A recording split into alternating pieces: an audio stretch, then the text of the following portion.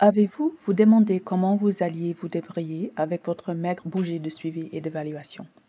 Bien que le financement ADK des activités de suivi et d'évaluation doit être toujours une priorité, ce n'est pas toujours une réalité. Je m'appelle Grace Awantang et dans cette vidéo, je vais partager 4 astuces pour économiser de l'argent sur vos activités de SEE, en me basant sur mon expérience dans le domaine de la santé publique internationale. Ces conseils appliquent soit que vous planifiez des activités SEE pour un projet à venir, soit que vous évaluez les performances d'un projet qui a déjà commencé. Nous commencerons avec une situation courante qui se présente après la collecte de données. Malgré tous nos efforts pour collecter des données significatives, la plupart de nous avons nous trouvé dans une telle situation. Nous constatons qu'il y a un accès de données et que les conclusions plus intéressantes viennent d'une portion de ces données.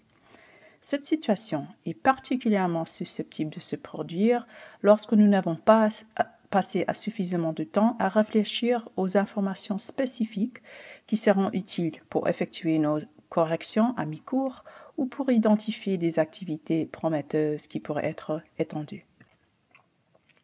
Bien que cela soit devenu un cliché, se concentrer sur ce qui motive les décisions est vraiment une caractéristique de SEE de qualité.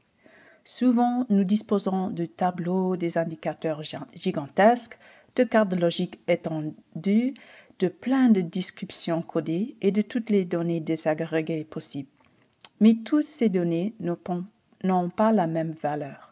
Elles ne nous disent pas toutes ce qui fonctionne et ce qui ne fonctionne pas dans un programme donné. Afin de se concentrer sur ce qui motive réellement les décisions, envisagez d'utiliser une ou plusieurs théories du changement.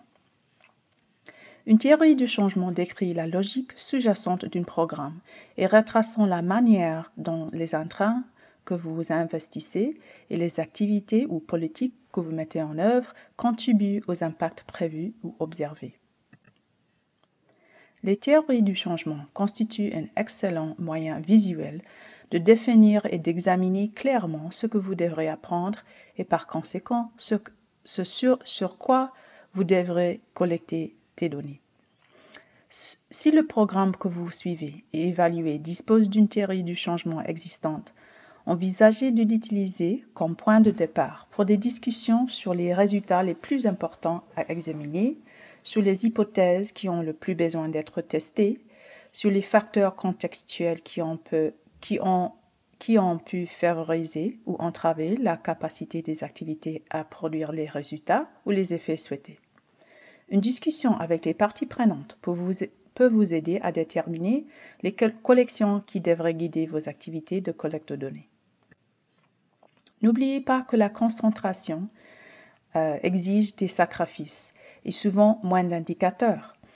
Vous ne serez pas en mesure de tout saisir. L'essentiel est de ne pas collecter ce que vous n'utiliserez pas plus tard, afin de ne pas dépenser l'argent et du temps à collecter des données que vous n'utiliserez pas.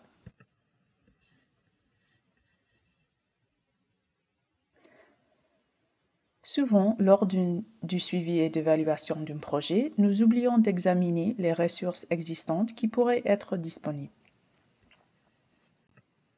Ce dessin animé montre comment il peut être important d'utiliser ce que vous avez à votre disposition.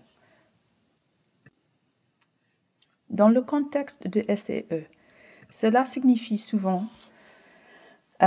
utiliser des données disponibles publiquement ou de demander des données à des autres.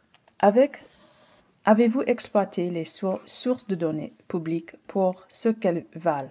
Existe-t-il une enquête démographique et sanitaire ou une base de données EDS que vous pouvez télécharger et analyser pour répondre à certaines de vos questions? Malheureusement, plusieurs partenaires qui travaillent dans la même zone géographique finissent souvent par collecter les mêmes informations, soit parce qu'ils ne savent pas ce qu'ils font, soit parce qu'ils ont des préoccupations de propriété liées aux données. Mais vous pourriez avoir la chance d'avoir des parties prenantes et des partenaires qui sont prêts à partager les informations qu'ils ont déjà recueillies. Si un partenaire effectue un travail similaire, vous pouvez également l'approcher pour combiner vos ressources afin de collecter des informations intéressantes pour vous deux. En mettant vos ressources en commun et en utilisant les ressources de données secondaires existantes, vous dépenserez moins d'argent pour trouver ce que vous devrez savoir. Passons à mon troisième astuce. Il existe de nombreuses options de logiciels gratuits ou presque gratuits qui pourraient convenir à vos activités de SEE. Parfois, les logiciels existants dont vous disposez, tels que Microsoft Excel ou Google Sheets, combinés à leur application mobile associée, peuvent être plus que suffisants pour vos besoins de collecte de données. Une autre vidéo examinera le plus en détail les avantages et les inconvénients d'utilisation des logiciels à source ouverte. Pour l'instant, considérez qu'en raison de l'utilisation répandue de Microsoft Excel, l'utilisation d'un tel produit peut souvent réduire la courbe d'apprentissage pour le personnel. Avec Excel, vous profitez d'une plateforme de données en temps réel qui permet à plusieurs utilisateurs de travailler simultanément sur le même document.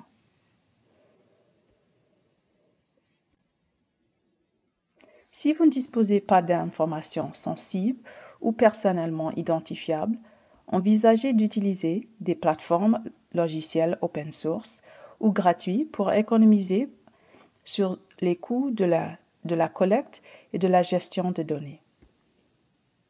Le quatrième et dernière astuce consiste à collecter vous-même certaines des données dont vous pourriez avoir besoin, au lieu d'engager quelqu'un pour le faire.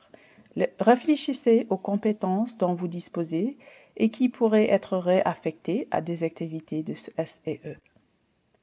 En fonction des compétences dont vous disposez déjà au sein de votre organisation et de la nature des informations requises, votre personnel peut être en mesure de saisir ces données, de créer et de lancer des enquêtes en ligne ou de recruter des participants pour les activités de SEE. Ne sous-estimez jamais l'importance d'avoir une forte capacité de SEE à l'interne de votre organisation. En menant vous-même une grande partie du travail de SEE, vous n'aurez pas à payer quelqu'un d'autre pour le faire. J'espère que vous avez apprécié ces 4 conseils. Rejoignez notre discussion en ligne sur springboard4sbc.org pour partager vos conseils sur la façon de planifier et de mettre en œuvre le SEE sur un budget.